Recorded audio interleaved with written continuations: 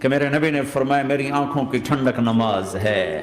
پھر مجھے کربلا یاد آ گیا کہ یہی مہینہ تھا، 10 محرم تھی اور جمعے کا دن تھا اور نماز کا وقت داخل ہوا تو امام علی مقام نے اپنے لشکر کے سردار زہیر سے فرمایا ان سے کہو جنگ بند کریں یا تھوڑی دیر کے لیے رک جائیں، میں نماز پڑھ لوں، ہمیں نماز پڑھنے دیں۔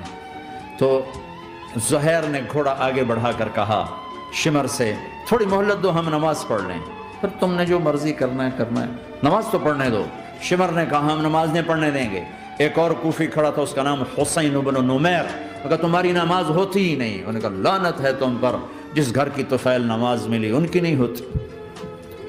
پھر انہوں نے واپس آ کر عرض کی حضور وہ نماز پڑھنے کے لیے جنگ نہیں روکیں گے۔ کہا اچھا پھر ہم نماز تو نہیں چھوڑ سکتے۔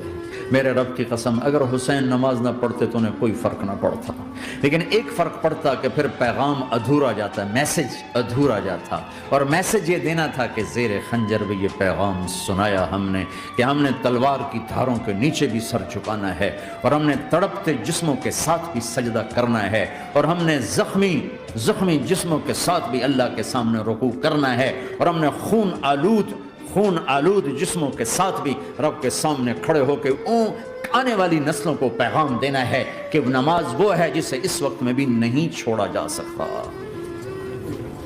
تاکہ کوئی یہ کہہ نہ سکے میں کیسے پڑھتا، میری جاب تھی میں کیسے پڑھتا، میری آنکھ نہیں کھلتی میں کیسے پڑھتا، میری عادت نہیں۔ اللہ کی قسم یہ جنتی نہیں تھے، جنت کے سردار تھے، صرف جنتی نہیں تھے، جنت کے سردار تھے، صرف جنتی نہیں جنت کے سردار۔ اور یہ سرداری کم ملی؟ محنت کے بعد نہیں، پہلے ہی ابھی ماں کا دودھ نہیں چھوٹا تھا کہ میرے نبی نے فرمایا حسن حسین جنت کے نوجوانوں کے سردار ہیں۔